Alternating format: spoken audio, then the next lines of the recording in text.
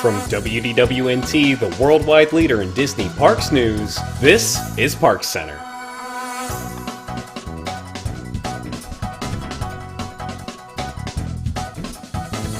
Hello there, everybody, and welcome to the first ParksCenter of 2020. My name's Ben, and joining me on tonight's show, we have Allison. Happy New Year, everyone. Jill. Hello. Rob. Greetings from the Tar Heel State. And Pete. Sivaco, and good luck to the runners this weekend. Marathon weekend. Woo! Yeah, good luck, everyone. Let us know in the chat if you're running. Good luck. Let's go ahead and start with something where some people were running and they probably weren't expecting to. The PeopleMover in Tomorrowland decided to start vaping very aggressively. Like that is the time off that is put some you into rare smoke. form, my friend. Didn't they know that smoking was banned in the parks last year? Oh gosh. Well, the next day everything was fine and functioning. So this is no official statement was released regarding the cause of the smoke, but that was very clearly smoke. And where there's smoke, the saying goes, there's fire. Apparently, it must have just been some really I don't know, not inconsequential fire for it to open up so quickly. But they really haven't said what it is, right? I mean, they haven't actually given an official statement other than to say, everything's fine, don't worry about it, pay no attention to the smoke, it's going to be great. You know what? One of the things I was thinking about with this is I forget that there's a restaurant like right under it. Like I know the restaurant's there, but I forget like the physicality of that there's actually a building underneath it that is cooking things. So, you know, I guess anything could happen there, but it sounds like from the description it had something to do with a belt that someone on the ride was actually working a fire extinguisher, but who knows? It seems like it was a very epic moment for those who were there, though. So I have a theory on what happened here. I am a big proponent of watching the show Naked and Afraid, and on this show, people are put into the wilderness in extreme conditions and they have to survive for 21 days and they have no clothes and they're allowed to bring a tool with them. And inevitably somebody does not bring a fire starter, which is a big mistake I have learned watching the show. Instead, they're like, I'm an expert at starting fires. I'm a wilderness expert. I teach people wilderness skills. And they try to rub two sticks together, and they do this for hours. And this generates a lot of smoke, but zero flames. So I do disagree with Ben that where there is smoke, there is fire, because often on the show, as I have seen, there is not fire. I believe this must be a belt issue with the PeopleMover ramp, which is broken down about 50% of the time anyway. Fair. Extremely steep and intense incline, even for a rabid exercise speed like myself. So it's pretty necessary. So I assume something must have been the friction must have been causing this, and not necessarily flames. But in any case, it's concerning. And if they, God forbid, they were removed by PeopleMover, I will be very, very upset. Right. You make a really solid point there. This could just be smoke like burning rubber on like tires on pavement. Like it's just this could be nothing more than that.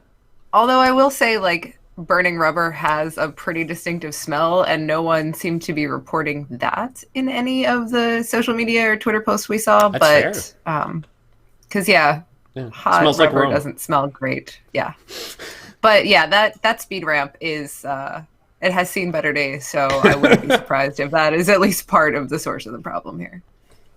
I don't know if it's the speed ramp. Is the PeopleMover possibly being sponsored by Juul? I don't know.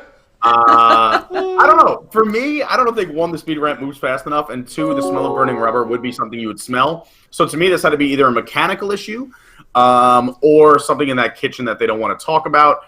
Things happen in kitchens all the time. A lot of people don't, I don't know, unless you've worked in a restaurant, there is smoke a lot, and there are little mini emergencies, or somebody catches fire quick, you put it out.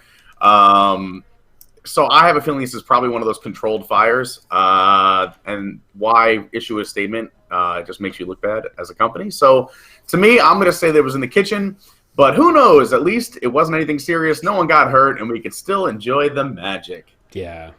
That is it is real good that nobody got hurt in all this mess. And speaking of things that are at least figuratively on fire where nobody got hurt, the Magic Kingdom had to let a lot of people in without scanning their Magic Bands due to technical issues. So a good number of people just got free entry into the Magic Kingdom. Now, for those of you saying, well, they were going to the Magic Kingdom anyways, they had already bought their ticket. You're right, but that ticket now hasn't been used. Yes. So unless you have like a park hopper. Yeah. Yeah, I was gonna say like this benefits. Not everyone was gonna enjoy this. The pass holders already paid.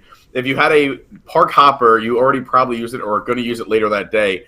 To me, this only benefited those people who have 1-day tickets per park, and you had to be there at the right time. So I'm going to say Disney maybe lost out on 100 people max, like the most. Oh, yeah. Which, from those pictures, if you saw the photo report, there was a lot of people. It seems like they had to wait for a little bit before some supervisor made the decision, like, let them go. Just threw their hands in the air. Yeah, there's that picture. So I'm sure there was like at least a 20-minute delay before, cast members were like, we can't just let them in for free.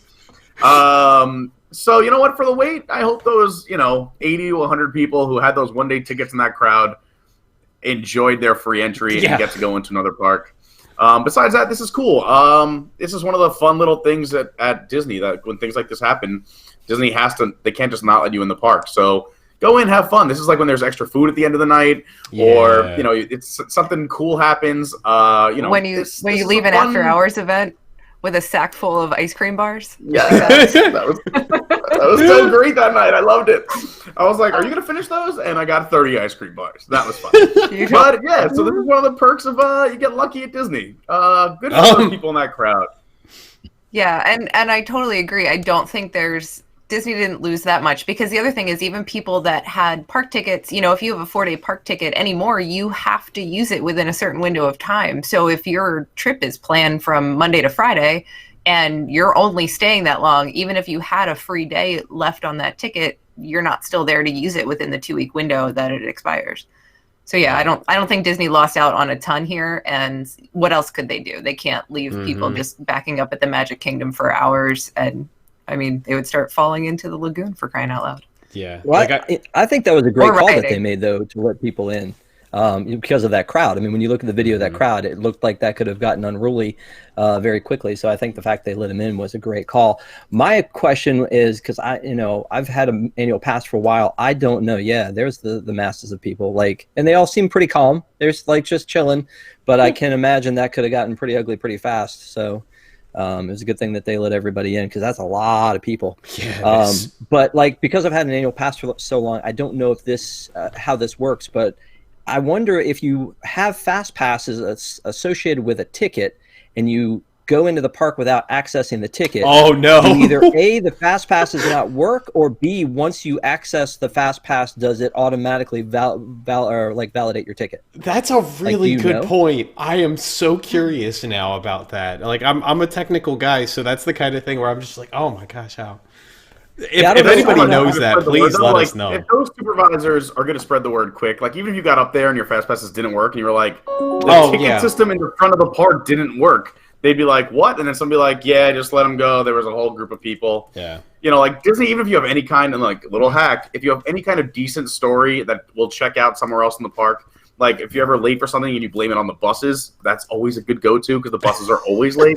Then Disney will be like, oh, it's the buses? That's why you're late? Go ahead. You can use your fast pass even though you're 25 minutes late. Always blame the buses. That's my piece I feel of like advice. a lot of that is only if you're Pete Carney can you get away with that, though, because I feel like you could talk your way out of just about anything. Yeah, but I don't even take buses. That's silly. For the record, please don't lie to Disney folks. This is how fast pass lines get terrible. Please don't make this happen. Never lie. Tell the truth. Do the right thing. Such a Boy Scout. No, but if people don't do the right thing, the fast pass lines get atrocious at the end of the day because of that.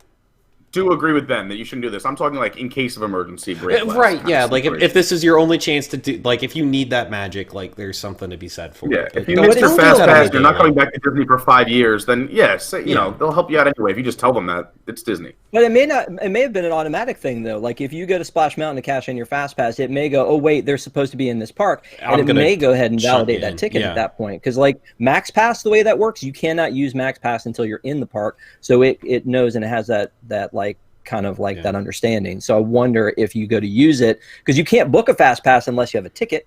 Right. And the ticket number is associated with the fast pass.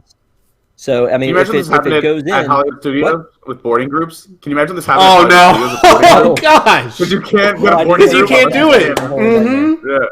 It would be a disaster. Oh no! It would. Then you really would have a mob. Absolutely. Wow. And I'm there gonna would be guess so that many. there's gonna come a day where that exact thing happens. I can't wait to boarding cover groups are done that. by then. All right, let's move on here. Disassemble the Millennium Falcon. They'll be up in there and throwing things. The whole land will be destroyed. Well, let's Andy's move. backyard will be littered. Sorry, go ahead. Let's move from a falcon to an eagle here. How about that? So the Regal Eagle Smokehouse, which is something we've known about for a little while, but I haven't had a reason to mention it much on the show yet. Now I do. It's going to be hosted by Sam Eagle of the Muppets. Like this was a joke we were making internally that it sounded like Sam Eagle was going to be involved in this, and he is. Like this is a good grief. Like the restaurant takes its name from Sam Eagle, the beloved Muppet that'll have a centennial cook-off. They quote the Muppet Vision in here. A salute to all cook-offs, but mostly barbecue. Like, that's amazing. Muppet Vision is safe. B, I'm excited for this personally. I wouldn't read that much into it. I am. I'm going to read that. I think Muppet Vision's not going anywhere if they're going to quote it.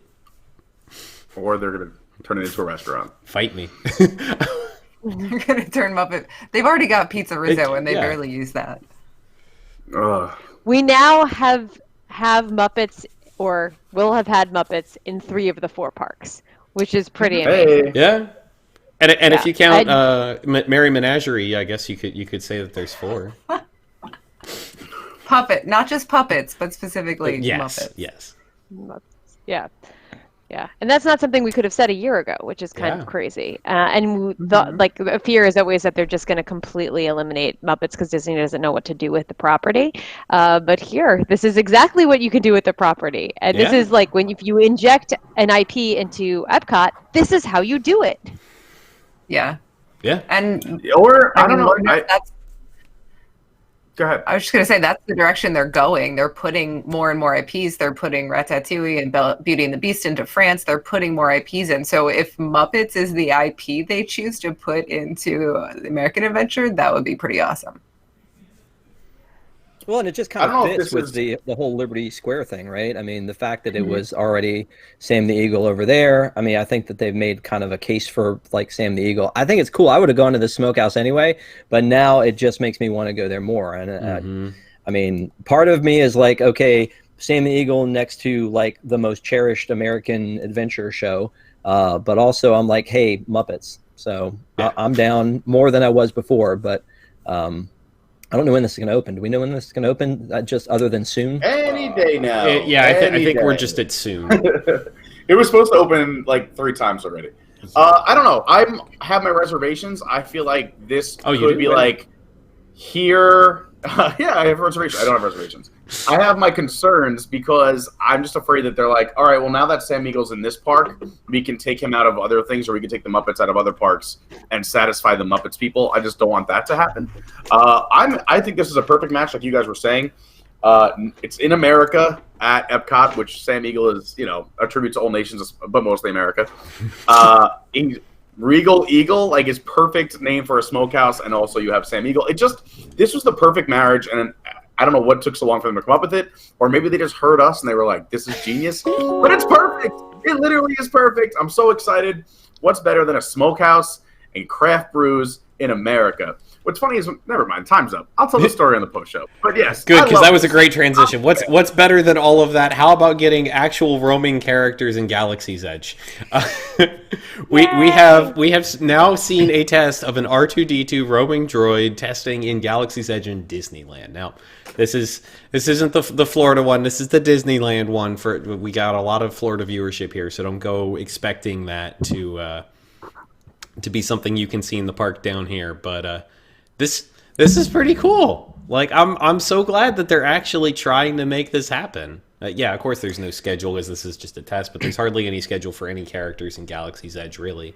It's just always happening all the time. I have a question when you're done. Oh, no, I'm pretty much done. What's up? Okay, the question is it a roaming droid? Because the roaming droid, like the one from the Imagineering story, the one that they had at D23, was a self-contained, it roams on its own droid. I mean, it was programmed to do that. This one is almost just like a character meet and greet that is like just like Rey or Chewbacca or any of those others, where they're using the droid from the droid factory that was already there to roam through the park. So it clearly wasn't meant to go through the park this way, as you could hear it rattling in the video as it was roaming through the streets. Now, don't get me wrong, I love it, and I think it's cool, and I think if this is just like hey, we've got this one here anyway, let's go ahead and test it to see if it works, that's cool. But I feel like it is not necessarily the roaming droid we were promised, that it's just like like I said, like a character meet and greet opportunity, like Rey, like Chewbacca, where they're moving through, you might get a picture. It's hosted the whole time by the people who are walking with it. Mm-hmm. And it looked like there were 2 or 3 with them the whole time. Looked like 2 to me, yeah. Yeah, well, there were 2, and then in the video they show another girl who's sitting back that somebody in the video actually says, hey, they're probably trying to see how people interact with this. Again, don't get me wrong, I love it. I'm very excited about it, but it doesn't feel like the roaming droid that was designed to actually free roam through the park. That's fair. Do you guys remember, though, that original roaming droid that they, it was like a year ago at this point, because it was, or right when the land first opened, they were testing it, but the kids kept playing on it and jumping in front, and it just kept stopping. Yeah, for sure. Trying to turn and stopping and trying to turn. So I feel like that's kind of why you need the cast members nearby, because people will just play with it, touch things. We can't have nice things. So, I don't know. Like, to me, it's super cool. There it is. That's right there, yeah. So, like, this was super cool when I saw this, because you don't see cast members around. It's doing its own thing. It's interacting. I loved this when I saw this video. But then you see, like, it's like a Roomba. Kids jump in front, it just stops. And that's my fear with the R2-D2 is that, like, it's going to try and roam, and then it just will be stuck. People jumping in front to take selfies. So I think it needs cast members, which takes something away from it just being a freestanding roaming character in the park. I don't know what they're going to do with this. I don't know. And like you said, you hear it rattling. It's going to need, like, off-road tires. They built this awesome terrain. In Galaxy's Edge. So, like, it's not a good, nice, clean, seal-coated surface. They're going to need to do some off-road work on R2-D2, but we'll see what happens. It's not. And you talked about the whole Roomba thing, though. I mean, it is the original, self-roaming droid was designed to go by itself, so that it wouldn't need somebody to walk with it. So you could have 2 or 3 in the land theoretically, but as you mentioned, the kids that we can't have nice things because everybody was climbing on it, letting their kids do whatever to it. So I'm sorry, Jill. Here's my frustration. We can't have nice things, but Disneyland can. Disneyland got R2-D2. They got those pass holder buttons at like Docking Bay 7 and Ronto Roasters, and they got the Millennium Falcon French fry bucket like within the last 2 weeks, and we got none of that. That's my frustration. Yeah. We can't have nice things, but Disneyland can. I mean, I feel like this is our punishment for Rise opening first here. I mean, we do have Flight of Passage at least. I mean, that's something they're not going to be getting anytime soon. Transition. But it's not all roses in Flight of Passage. Oh gosh. We just put bathrooms in. They're right there. We just did. Why? Why are you doing this? How did this never happen before? Oh, grief. I don't understand this. No. Please, someone explain to me how this is at all reasonable or possible. This sounds like an Allison. Are we going to be getting Allison's legal perspective? You know what? I do have... something legal to say about this, and it's really just it's a general PSA for all you gentlemen who think that public urination is acceptable. It's certainly not acceptable indoors, but it's not acceptable anywhere. And here's why: you whip that out in front of families and children, and you might land yourself on a sex offender registry. So you better be careful. Yeah, don't expose yourself in public. Don't do things like that, folks. It's not the only registry you want to be on is Bed Bath and Beyond. Take my word for it. This is a crazy. That's pretty good. I like that. This is crazy because like you have to think about how desperate you have to be to literally, like Allison said, take it out and go to the bathroom. And it's not like you hide in a corner. You went on someone. Like, first of all, like you have to be so desperate that like I'd rather pee my pants. Like, and just be like, oh, I spilled the water all over me. I'm crazy. Like, this person, like, this to me is not even an accident. Like, what did the person, no one's talking about this, what did the person who got peed on do? That had to be someone who was very rude, because this was a deliberate act. There's no one who's just peeing on someone by accident. This does not happen. So let's go back to the article really quickly because we cover a little bit of the scene here. This 22-year-old woman was in line when she felt something wet on the back of her leg, turned around, realized it was a man urinating in the queue right behind her. He had turned his back in an attempt to hide the scene, but the act was still in plain sight. The woman then kept her place in line for 20 minutes until she could alert a cast member of the incident. She stood there for 20 minutes next to the person who just peed on her. This is the weirdest game of chicken in the history of the world. Oh like, my who's God. Gonna, If you wait all that time, you're not going to get out of line because someone peed on you. Wait for a cast member. You grab a napkin. Obviously, you're not going to get out of line when you're the one who has to pee, but you're also not going to get out of line. Like, priorities, people, priorities. Where did anyone ask her if she was stung by a jellyfish? Maybe she was stung by a jellyfish. No one asked the question. I'm not justifying. She did receive some free clothing. Thank you, Disney, for this. Yeah, and I hope that they got to remove her from the line so she could wash up and she could receive her clothing. And then I hope after that they at least took her through the fast pass entrance instead of making her stand in the line again, or ride it with urine on her leg. Either way, like, yeah, come on, Disney, better. Let's do better than some free clothes. Did this guy get, like, was there any charges pressed, or did he say, like, that he had a medical disability or something? There's nothing listed here that I see one way or the other about what happened to him. But, I mean, the Orange County sheriffs were involved in this, so I assume there's something going on there. It's just not necessarily Disney, like, at least be privy to. Like, they should have taken away his refillable mug, at least. We just need to make sure this doesn't happen again, sir. Good grief. Yeah, like, you know, we're just protecting ourselves here, Disney. Yeah, that's terrible. All right, moving on from there to some news about Rise of the Resistance, because we can't go a show without talking about Star Wars. So Rise of the Resistance had some very quick distribution times. On January 3rd, the entirety of the boarding groups were distributed in just 23 minutes. This has been a problem, well, I should say this was a problem almost the entirety of the week. New Year's Eve was a little bit better than that, but for the rest of that week, up until about Monday, passes were distributing in under half an hour. Right now it seems to have stabilized back out to about a 2-hour window where you can get it is from park opening, but again, with the way that they have the standby passes, it's no guarantee, even if you get one at this point, that you're going to be able to ride the ride. Also, a kicker to this, and we're not going to go too deep down in this article, the Kylo Ren audio animatronic figures in this attraction seem to be having issues a lot of the time.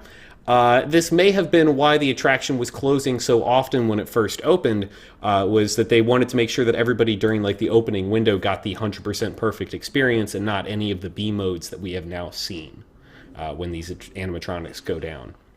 And by that I mean there is exactly one B mode. If another one fails, you're just looking at a static figure. So that's fun.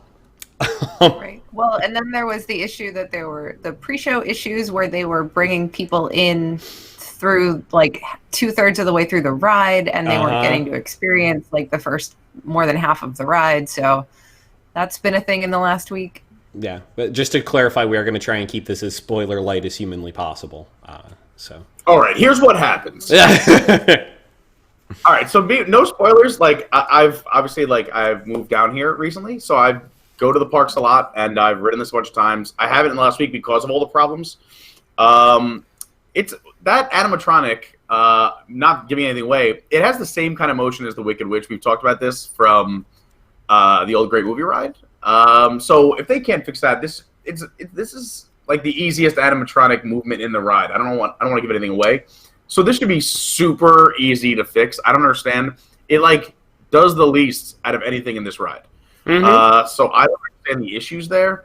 In terms of the pre-show, and again, not giving anything away, it's so important to the ride, and I understand why so many guests, especially the ones I've talked to, are upset that they get to do the ride portion, but so much of this attraction is the opening experience. The first, we'll call it 8 minutes before you get onto that 5-minute ride at the end. So it's a shame that this isn't working. I'd rather them give out less boarding groups and everyone get a full ride than give out double the boarding groups and everyone get a half ride. And that's my It's a great I have way a question, Pete. Hmm? I have a question, like a no spoilers question. So some attractions that didn't used to have a fast pass, when they added it, when you do fast pass, you miss out on a lot of the story. I know that there are some, like in Universal too, where you miss out on some of the story.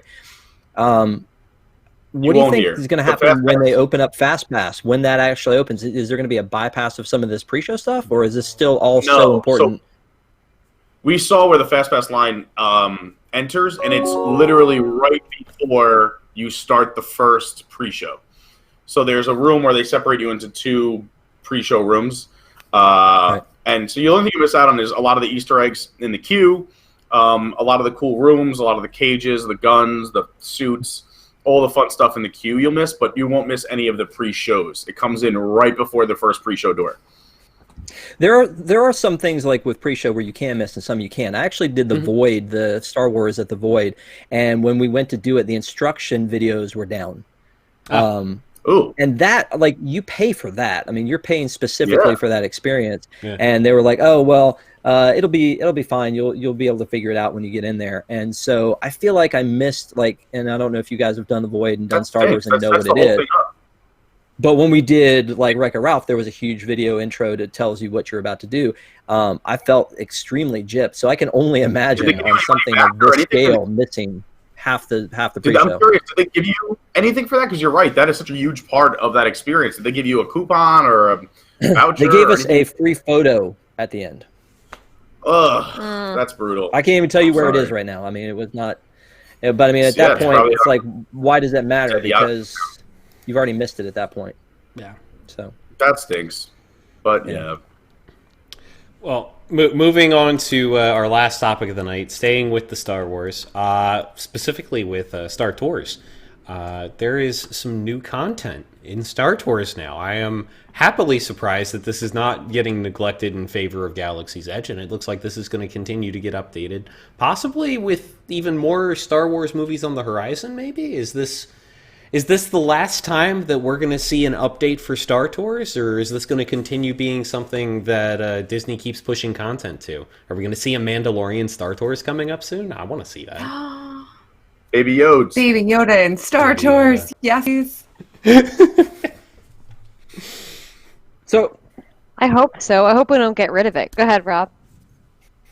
No, what I was going to say was I love the fact that they add this, and I feel like, and maybe we've talked about this before, there's so many other attractions that they could easily add IP upgrades to, like Toy Story Mania. Like, why did they not add anything with Forky or a Toy Story 4 character to Toy Story Mania when it's all screen-based? They should easily be able to do that. They did it from, I think, Toy Story original launch to 3 when they added, like, Trixie. So, I mean, I feel like I love that they still do this, and it's just such a small thing, seemingly, that they can add to these things. And so I'm excited that they do it. I hope they add a lot more to it. There's so many scenes that they could still add to from the existing movies before they even go into the next round of movies. But I love that they're doing it. It makes me want to go ride it again, which, I mean, I already love this attraction, but to get a new scene gives me a new reason to want to go back and do it again. But I really feel like there are a ton of things that feel like they should be able to update them like that they don't take the time to do. So it's great they still do it with this. Yeah. That's it. I would say as a counterpoint is that unless it's a busy week, like if it's an off week, like starting today, most of the crowds were gone. The updates and Star Tours almost keep the ride relevant because that ride is a walk-on or a 10-minute wait most of the time in that park. So I feel like by updating it with the new movies or whatever they want to do in that Star Wars universe, keeps it relevant, keeps you wanting to go back on, randomizing certain things, keeps the ride interesting. In terms of Toy Story, I wish they would put stuff into Mania, but again, that ride holds a 60-minute wait or 60-minute plus. So do they need to update or upgrade that ride since it's still pulling in crowds of over an hour? That's my thought. I hope they do. It's the right thing to do. It's a great point. But then again, that's just my counterpoint to what you were talking about. I don't know. Star Tours is cool. I haven't gone on it since the new update, so I'm curious to go check it out soon. Yeah. I'm not going to spoil the content of this update. You can see a video of it on our blog if you're interested. But I will read this quote from the article. It spoils nothing of substance. Overall, the new scenes feel very somber, and C-3PO says some very sad things that feel like a goodbye of sorts, maybe lending credence to the rumblings of this being the end for the attraction in a few years' time. So that is something else to note here, is that this may end up being a bit of a last hurrah for this attraction, which I don't want. I don't think anybody here wants that. I think it's a great attraction that needs to stick around. It depends what's going to take its place. Tell me what's going to take its place. That's fair. Yeah. True.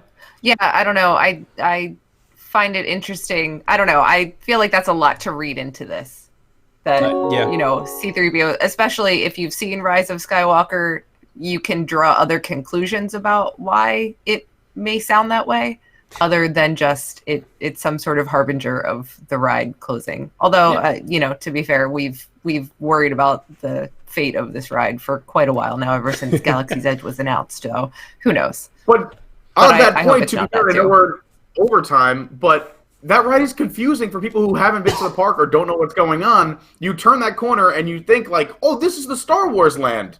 This is cool. There's big trees and there's and then you're like, oh, but there's the Muppets area and there's a craft beer bar and there's the Backlot Express. Like, it's just in the middle of nowhere.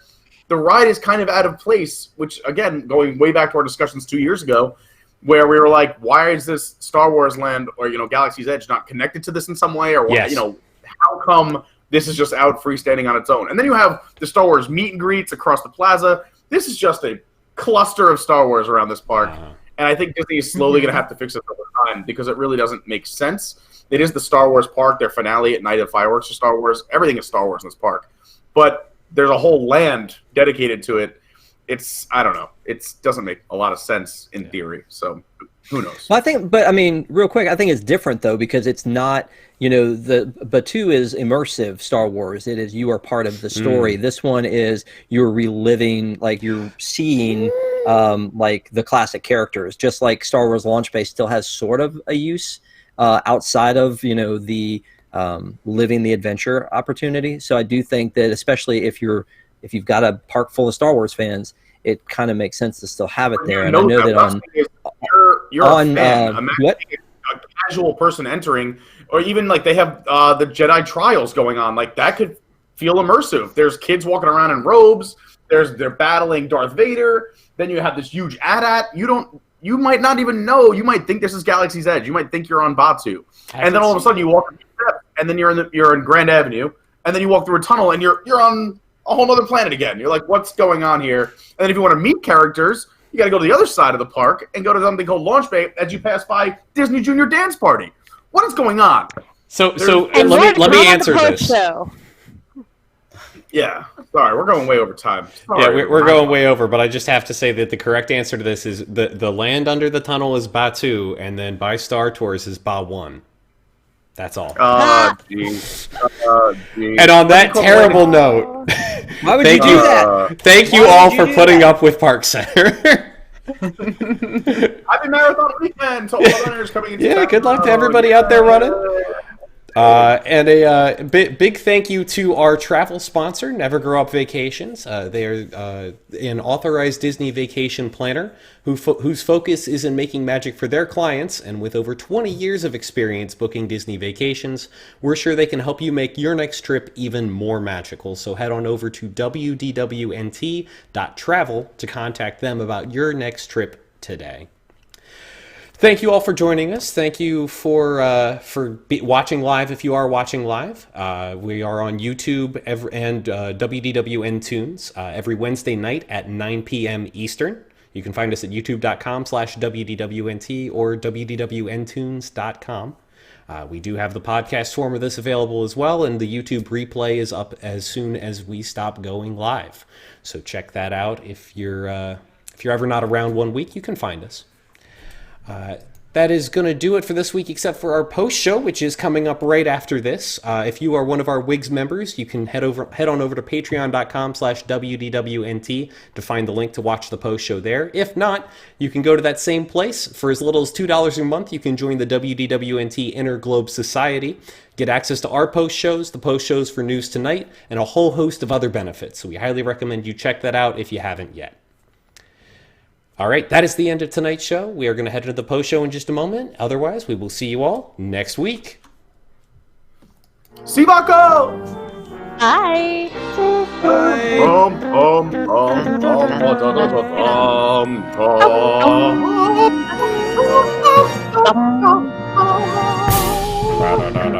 Bye.